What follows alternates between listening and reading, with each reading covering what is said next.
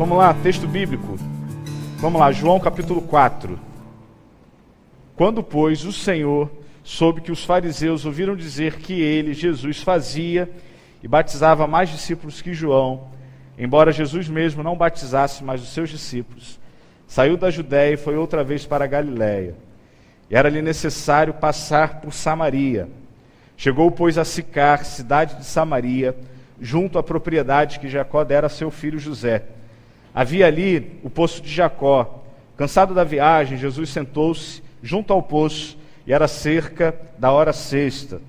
Trazendo para hoje, era por volta de meio-dia. Então veio uma mulher samaritana tirar água. Jesus lhe disse: dá-me um pouco de água, pois seus discípulos tinham ido à cidade comprar comida. Disse-lhe então a mulher samaritana: como você, sendo judeu, pedes de beber a mim, que sou mulher samaritana? Pois os judeus não se davam bem com os samaritanos. Jesus lhe respondeu: se conhecesses o dom de Deus, e quem é o que te diz, dá-me um pouco de água, tu lhe pedirias, e ele te daria água viva.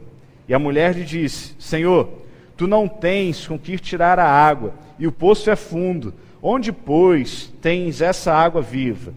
Por acaso és maior que o nosso pai Jacó, que nos deu o poço, do qual também ele mesmo bebeu, assim como também seus filhos e o seu gado? Jesus respondeu: quem beber dessa água voltará a ter sede, mas quem beber da água que eu lhe der, nunca mais terá sede. Pelo contrário, a água que eu lhe der se tornará nele uma fonte de água a jorrar para a vida eterna. E a mulher lhe disse: Senhor, dá-me dessa água, para que eu não tenha mais sede, nem tenha de vir aqui para tirar. Então Jesus lhe disse: vai, chama teu marido e volta para cá. A mulher respondeu: não tenho marido. Então Jesus afirmou: foste sincera, dizendo: não tenho marido, pois já tiveste 5 maridos, e o que tens agora não é teu marido. Isso disseste com verdade. E a mulher lhe disse: Senhor, vejo que és profeta. Nossos pais adoraram nesse monte, e vós dizeis que Jerusalém é o lugar onde se deve adorar. Então Jesus lhe disse: mulher, crê em mim, a hora vem em que nem neste monte, nem em Jerusalém adorareis o Pai. Vós adorais o que não conheceis, nós adoramos o que conhecemos, porque a salvação vem dos judeus. Mas virá a hora, e de fato já chegou, em que os verdadeiros adoradores adorarão o Pai no Espírito, ou em Espírito e em verdade, porque são esses os adoradores que o Pai procura. Deus é Espírito, e é necessário que os que o adorem em Espírito, ou no Espírito e em verdade. Há um soneto de Mário Antônio Evaristo, chamado Repetição, que ele diz assim: o amor precisa se repetir, pois repetindo se afirma de modo a melhorar o sorrir com seus efeitos na autoestima. O amor precisa ser uma repetição todos os dias, sempre ao amanhecer, para que o dom da boa emoção renasça em mim e em você. O amor precisa se repetir todo dia, na mesma emoção, sempre que surgir o amanhecer, para que possamos sentir através de toda a repetição o que há de bom em mim e em você. Como é bom amar, como é bom ser amado, como é bom a gente chegar em casa depois de um dia de trabalho, ainda que a nossa esposa talvez esteja de bobe no cabelo, esteja com máscara facial, esteja com aquela camisa de deputado, esteja, enfim, numa situação não tão agradável assim, mas quando ela vira para a gente e fala assim: eu te amo, muda, se torna uma princesa, se torna uma Barbie, porque ouvir palavras agradáveis, ouvir eu te amo, ouvir que eu gosto de estar com você, é realmente algo maravilhoso, é realmente algo que supre todas as nossas necessidades e carências. Chegar em casa depois de um dia de trabalho, de um dia exausto, que a gente teve que aturar gente chata, que a gente teve que aturar cliente chato, que a gente teve que rodar por vitória, que a gente teve que segurar no transcol da vida, que a gente teve que fazer uma série de coisas e chegar em casa, ver um bebezinho, talvez de 6, 7 meses, 1 ano, ou talvez ver uma criança virando para a gente falando assim: filho ou pai, papai te ama, eu amo você. Ouvir isso é algo que não tem, digamos assim, preço. Quantas pessoas na vida gostariam de chegar em casa e receber talvez do seu cônjuge, receber dos seus filhos, receber dos seus irmãos uma manifestação de afeto, uma manifestação de carinho, porque amar e se sentir amado é algo que é válido para a gente repetir todos os dias da vida. Poucas pessoas, acho que talvez sejam pessoas que não batem bem da bola, que diriam o seguinte: pastor, esse negócio de falar muito, eu te amo, isso não é para mim. Eu acho que isso daí não rola muito. Precisa procurar um psicólogo. Se você quiser, depois eu te dou um cartão de bom, gente boa, tranquilo, atende por aqui em Maruípe mesmo, e por aí vai. Enfim, mas poucos são aqueles que não curtem isso. Aí pegando esse soneto de Antônio Evaristo, da repetição, quando a gente é amado, quando a gente ama, o amor não se cansa. O amor não se dá fim, não enjoa. Quando a Aline fala para mim, amor, eu te amo, eu quero ouvir cada vez mais e mais isso. Muito embora às vezes ela fala, e você? Aí eu tenho que repetir, eu tenho que falar, eu te amo também. Entendeu? Porque nós homens, nós falamos sempre eu também. Porque sempre quem fala é quem? A mulher.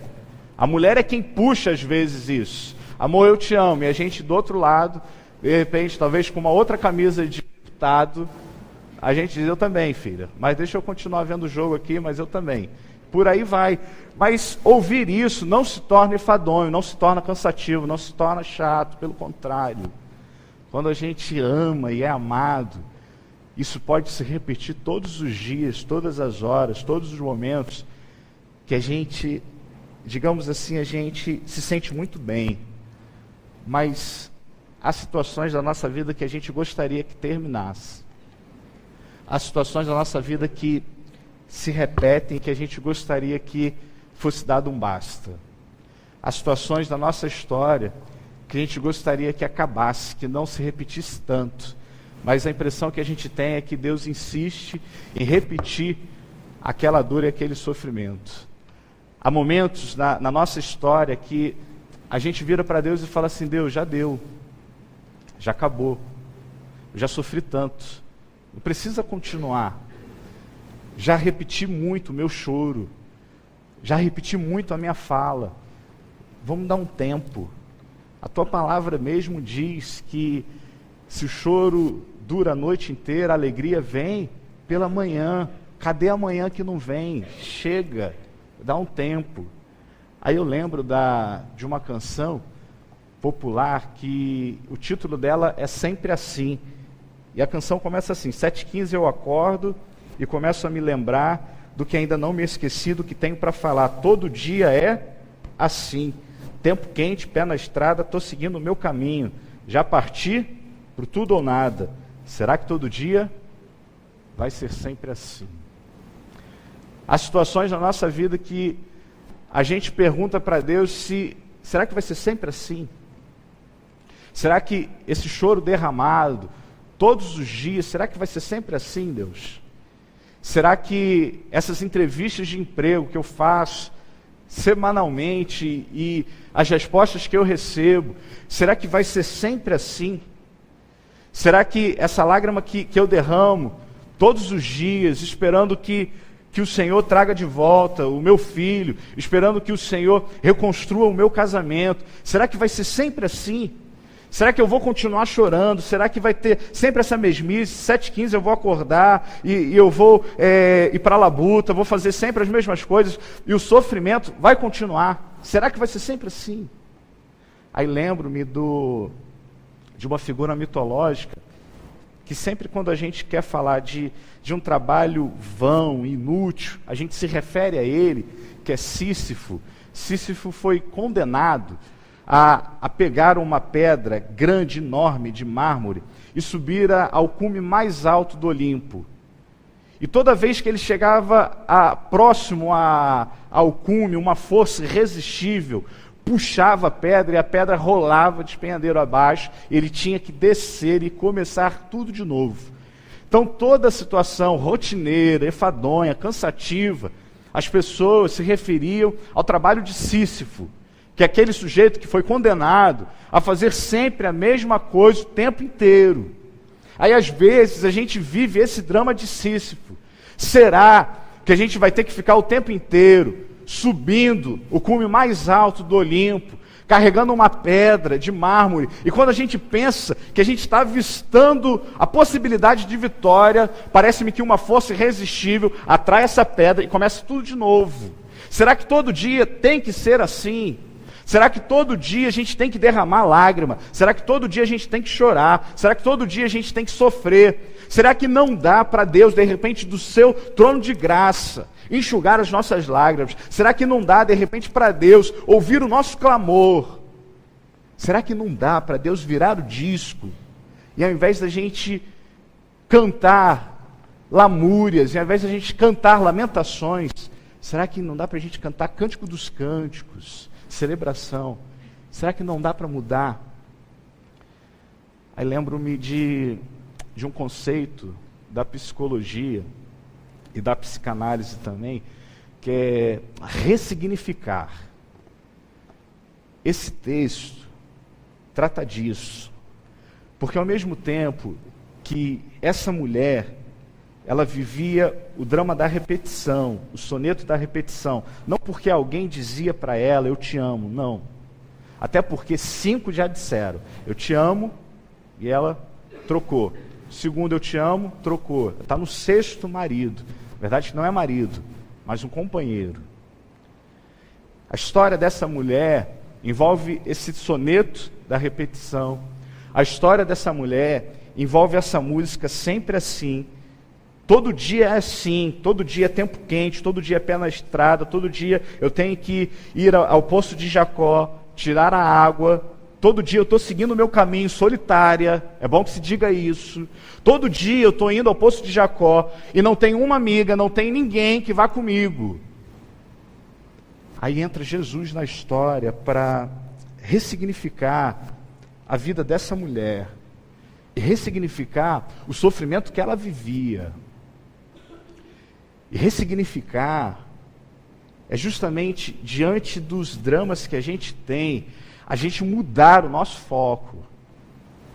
Sabe aquele sujeito que de repente perdeu o emprego, e aí ele se sente o cara mais, digamos assim, o mais sofredor do mundo.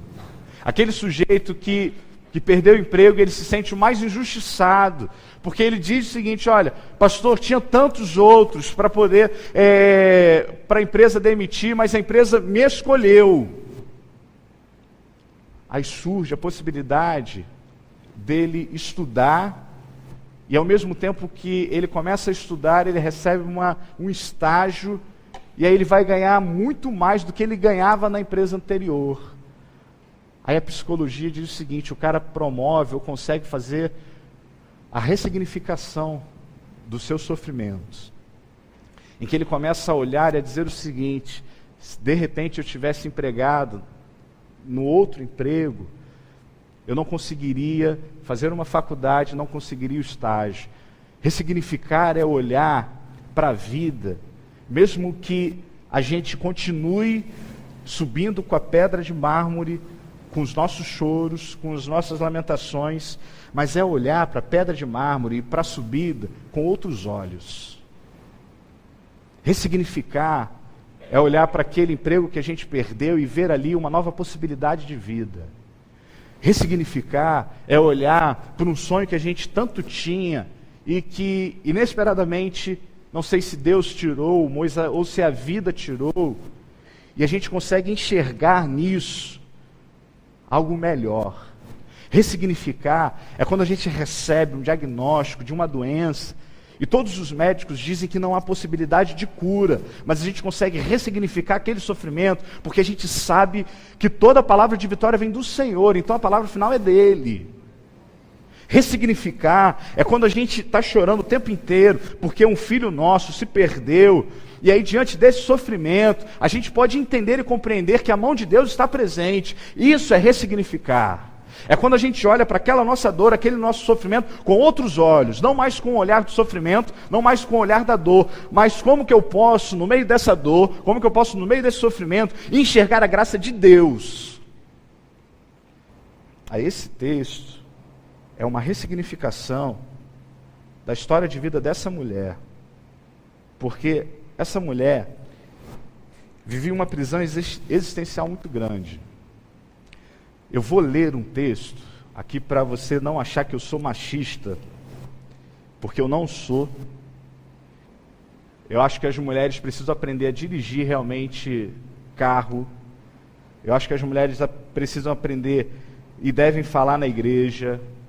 E tudo isso tem que ganhar a mesma coisa que os homens e por aí vai.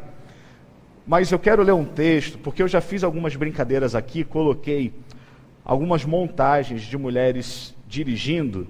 Eu vou falar que é montagem para não ficar tão mal com o sexo feminino. Mas coloquei algumas fotos de mulheres dirigindo para você não pensar que isso daí é machismo do pastor. O texto dos judeus com relação ao sexo feminino. Louvado seja Deus que não me criou como gentio, louvado seja Deus porque Ele não me criou como mulher.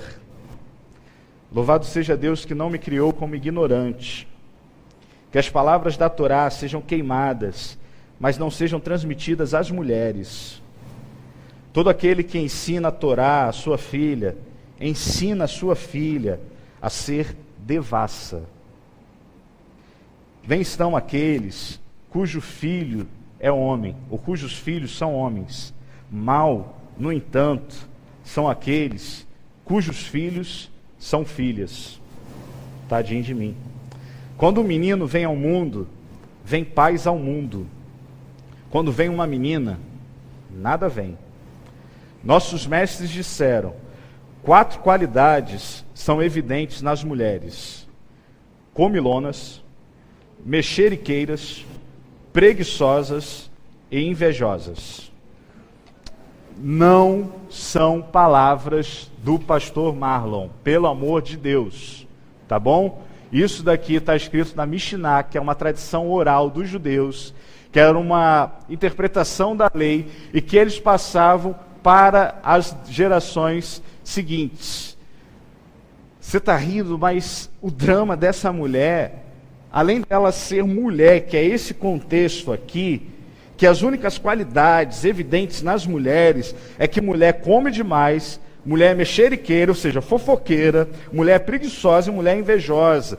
O que essa mulher está vivendo são dramas fortíssimos. Porque além da sociedade olhar para ela com esse estereótipo, além disso, além de ser mulher, essa mulher é samaritana, que o judeu não suportava. Por isso, não é ao acaso que essa mulher vai ao poço de Jacó. Irmã, em nome de Jesus, dá um sorriso para mim. Algumas irmãs estão com o rosto carregado. Relaxa. Se você não digeriu bem, vai lá embaixo, bebe uma água e tal. Entendeu? Não é pessoal, não é nada disso. Eu estou citando uma fonte, acabou. Ok? Voltar? Mas enfim, o que essa mulher vive é um drama muito sério, uma prisão existencial muito forte. Porque ela não tinha identidade como mulher, porque os judeus não aceitavam as mulheres. As mulheres eram apenas para procriação. Engravidou, ótimo, acabou, vai cuidar do filho, pronto. Você não tem que dar pitaco. Isso era tão evidente que qual é a orientação de Paulo? As mulheres devem ficar como na igreja? Caladas. Se elas tiverem alguma dúvida, o que elas devem fazer? Perguntar para quem? Para o marido. E se a mulher for solteira? E se o pai morreu? Fica quieta. Era esse o pensamento do judeu. Sabe, e essa mulher sofria tanto que ela tem que ir ao poço de Jacó, meio-dia, que era o horário para ela estar fazendo comida, porque ela tinha esse estereótipo de ser samaritana, que os judeus não se davam com os samaritanos. Além disso, essa mulher não era bem vista pela própria comunidade. Por quê? Ela já tinha passado por quantos maridos? Na minha, 5, e ainda estava vivendo com outro, 6. Na minha época de adolescente, a menina que beijava muito os caras era chamada de sabonete. Não sei qual é o linguajar da juventude dos adolescentes de hoje. Não sei, nem me pergunte e nem fale você que é adolescente aí. Psh, acabou. Essa mulher é um tremendo sabonete. Você acha que uma samaritana ia querer conversar com ela? Não. Por quê? Se eu fico junto com essa mulher samaritana, o que vão pensar de mim? Ah lá, as duas sabonetes andando, pegando água no poço de Jacó. Então essa mulher era excluída tanto no contexto judaico, quanto no contexto samaritano. Há uma prisão existencial na vida dessa mulher muito forte. Por isso ela vai todo dia, meio-dia, ao invés de 7h15, mas meio-dia, ela vai caminhando sozinho, contra o vento, sem lenço, sem documento, sem nada, porque ela não tinha ninguém que pudesse ressignificar a sua história de vida. Ela não tinha ninguém que pudesse falar para ela o seguinte: vamos olhar diferente, vamos mudar a perspectiva de vida. O preconceito era tão grande que, se você olhar para o texto, lá no versículo 27, o texto diz que os discípulos chegaram e os discípulos se admiraram porque Jesus falava com uma mulher. Era essa a noção, era essa a perspectiva de vida dessa mulher. Jesus tem que ressignificar isso para ela. Mas outra coisa que Jesus tem que ressignificar para essa mulher é a espiritualidade sem sentido que ela vivia. Porque o texto, a partir do versículo 20, o texto fala que nossos pais adoram neste monte e vocês dizem que Jerusalém é o lugar onde se deve adorar. Essa mulher estava perdida com relação à adoração. Para a gente entender esse versículo 20, a gente precisa ir lá para o texto, 2 Reis. Abra sua Bíblia, volte um pouquinho. 2º livro de Reis, capítulo 17. Então essa mulher vive uma prisão existencial. Jesus precisa ressignificar isso na história dela, libertá-la disso. Mas essa mulher também vive uma espiritualidade sem sentido. Aí o texto de 2 Reis, capítulo 17, só para você compreender esse texto antes de eu ler, esse texto é o seguinte: lá pelo ano 930 a.C., quando Salomão morre, o reinado de Israel se divide em norte e sul. Samaria fica sendo a capital do reino do norte e Judá fica sendo a capital do reino do sul. 10 tribos ficam com o reino do norte, 2 tribos ficam com o reino do sul.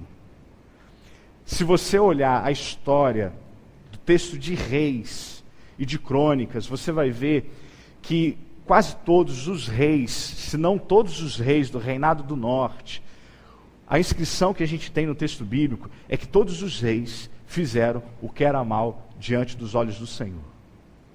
E Deus avisa, e Deus levanta profetas, e Deus levanta homens e mulheres, diz o seguinte: olha, o juízo vem, vocês irão para o cativeiro, vocês irão sofrer, porque vocês estão me desobedecendo. O povo, nem aí.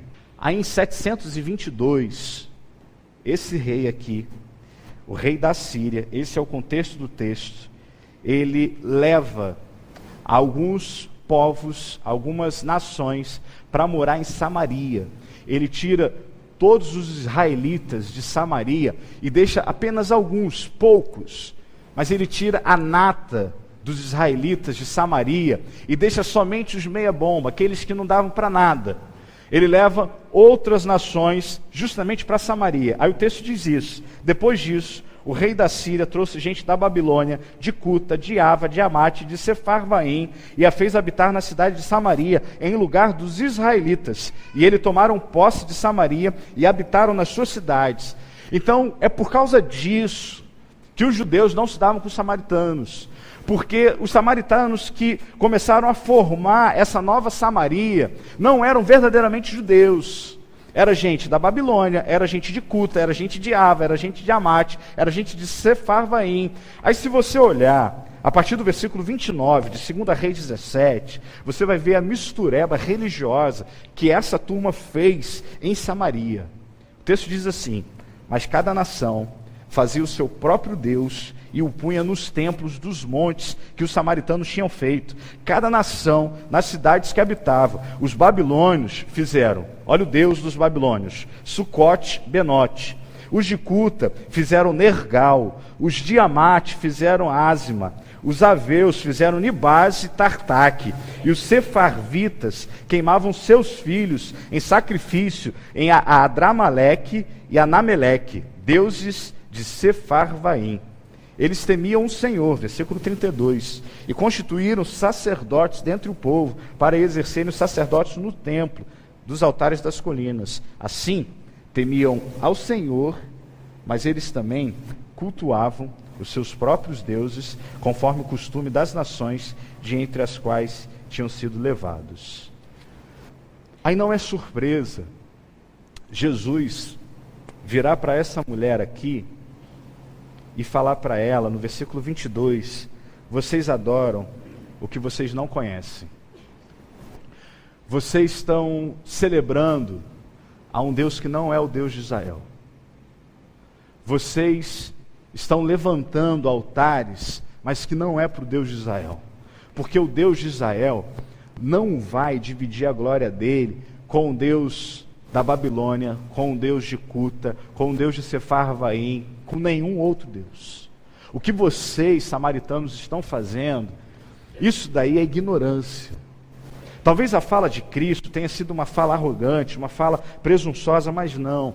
É uma fala para ressignificar a espiritualidade dessa mulher e para dizer o seguinte: minha filha, você não depende do Deus da Babilônia, você não depende do Deus de Cuta, você não depende do Deus de Sefarvaim, você não depende de nem mesmo sacerdote. Sabe por quê? O que eu apresento para vocês, a ressignificação que eu estou apresentando para você nessa tarde, aqui meio-dia, com o sol a pino, com o sol dando cascudo na minha testa, é que o seguinte: há uma possibilidade de você conhecer verdadeiramente quem é Deus, e o Deus que age sobre a sua vida, e o Deus que, diante da complexidade dos seus dramas pessoais, diante das humilhações que você passou como mulher, diante das ofensas que você viveu como mulher, de ter que vir a esse poço de Jacó aqui, meio-dia, porque ninguém lhe dava atenção, porque ninguém era sua companhia, esse Deus é Espírito, é verdade, Ele está acessível a você. Esse Deus é diferente, esse é um Deus de graça, esse é um Deus de amor, é um Deus que não está para além do templo, é um Deus que está muito diferente do que você crê, é um Deus que não está em Gerizim ou está em Jerusalém, é um Deus que está em todos os lugares. Por isso Jesus ressignifica para essa mulher essa noção de espiritualidade e que precisa ser ressignificado para a gente, porque se a gente não conhece quem a gente crê, nos dramas da nossa vida, a gente se perde. Se a gente não sabe que Deus está para além do templo, se a gente não sabe que Deus é Espírito, que Deus é verdade, que Deus é justiça, que Deus é amor, que Deus é graça, que Deus é misericórdia. Quando os dias maus vêm e se repetem todos os dias, e a gente se pergunta: Deus, será que todo dia vai ser sempre assim? E aí quando a gente conhece quem é Deus, a gente sabe que Deus está falando para a gente: a minha graça te basta. A gente sabe que Deus está falando para a gente: olha, eu sou o seu refúgio e a sua fortaleza. Jesus ressignifica para essa mulher o seguinte: você precisa saber quem verdadeiramente é Deus, para você conseguir superar os dramas existenciais que você vive. Você precisa saber verdadeiramente que não é em Gerizim ou em Jerusalém, mas que Deus está aqui. É interessante que há na história da teologia o que a gente chama de segredo messiânico. Jesus cura alguém aqui e fala assim: ó, não fala para ninguém que eu te curei não. Psh, fica quieto. Transforma água em vinho. Psh. Mas aqui não. Aqui não. Essa mulher, ela fala sobre o Messias, essa mulher crê que o Messias viria. Aí Jesus, no versículo 26, ele fala assim: sou eu o que está falando com você. Esse Messias que você tanto está esperando sou eu. Ele ressignifica para essa mulher o seguinte: o Deus que você achava que estava lá em Gerizim, agora está aqui. batendo papo com você face a face, porque Ele te ama, porque Ele cuida de você. Sabe, queridos, isso é extremamente importante na nossa história de vida, porque diante dos dias maus, a gente fica batendo cabeça e a gente fica orando e perguntando a Deus: Deus, vai ser sempre assim? A gente precisa olhar para esse texto e perceber que o Messias, o enviado de Deus, veio ao mundo por mim e por você e se faz presente aqui. E quando a gente se sente fraco, Ele nos fortalece. E quando a gente chora, Ele enxuga as nossas lágrimas.